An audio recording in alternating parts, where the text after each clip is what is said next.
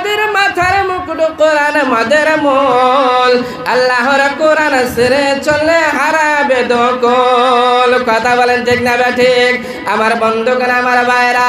আল্লাহর ইবাদত যদি না করেন আল্লাহর কাছে জবাব দিতে পারবেন না আমার বন্ধুগণ আমার ভাইরা আজ আমাদের নামাজ নয় আমার বন্ধুগণ আমার ভাইরা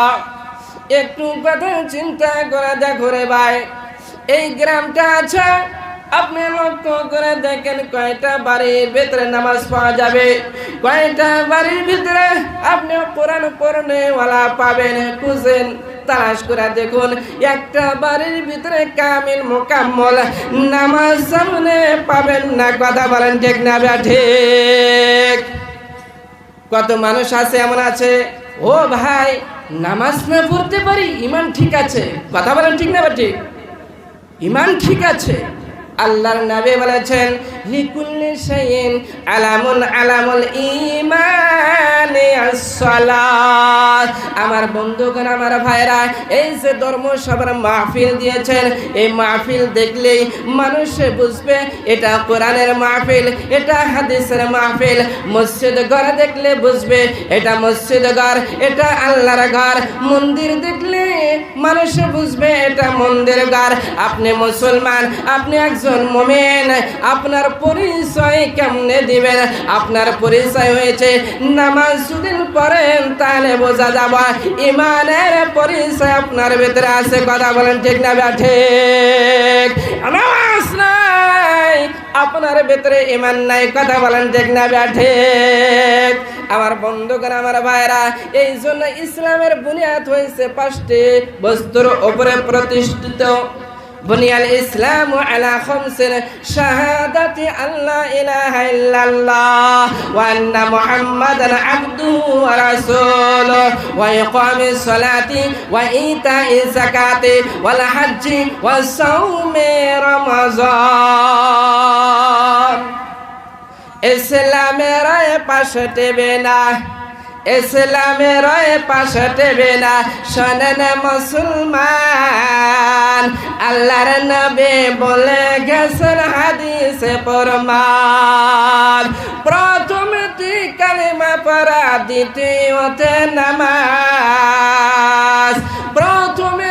কালিমা পড়া দ্বিতীয়তে নামাজ তৃতীয়তে যাকাত দেওয়া মুসলমানের কাজ চতুর্থতে হজ করা কাবার ঘরে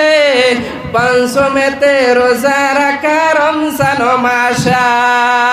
ইসলামের এই 5টি বিনা বলে দেওয়া হলো মানবেন কি বা মানবেন না এবার চিন্তা করে বলো আমরা সবাই মানবো ভাই ও ভাই কথা কন না কে মানবো সবাই হাত উঠান ইনশাআল্লাহ মানবো হাত উঠে দেখা দেন আল্লাহকে আমার বন্ধুগণ আমার ভাইয়েরা রে এই নামাজ আজ আমরা পড়ি না যেই নামাজ পড়লে আপনার গুনাহ মাফ হয়ে যাবে যেই নামাজ পড়লে আপনি জান্নাত পেয়ে যাবেন কিন্তু আজ আমাদের ঘরে নামাজ নয় আমার বন্ধুগণ আমার ভাইয়েরা আল্লাহর নবী যখন ইন্তেকালের সময় হয়ে গিয়েছে জীবনের শেষ নামাজের সময় আল্লাহর নবী মসজিদে নববীতে যেতে পারেন নাই আর আল্লাহর নবীর ইন্তেকালের সময় যেই কথাটি ছিল আসসালাত আসসালাত শুধুমাত্র কে নামাজ আল্লাহর নবী জীবনের শেষ নামাজে মসজিদে নববীতে যেতে পারেন নাই আমার বন্ধুগণ আমার ভাইরা খুব খেয়াল করে শুনবেন আমার বন্ধুগণ ও মুরব্বি বাবাজিরা ও পর্দা নিশি মা বোনেরা আল্লাহর নবী একবার বেহুশ হয়েছেন একবার হুঁশ হন এমতো অবস্থায় দুইজন সাহাবীর কাঁধে ভর করে মসজিদে নববীতে প্রবেশ করলেন এবার মসজিদে নববীতে যখন প্রবেশ করলেন সাহাবাদেরকে সম্মুখে নিয়ে আলোচনা করতেছেন আল্লাহর নবী বলতেছেন ও আমার সাহাবারা শুনে নাও ও আমার সাহাবারা রে আজ একটি গুরুত্বপূর্ণ আলোচনা করব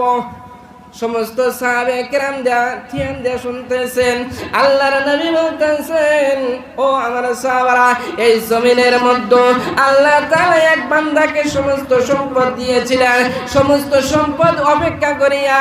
এক আল্লাহর সাথে দিদার করার জন্য প্রস্তুতি নিয়েছেন। এই বক্তব্য যখন দিয়েছে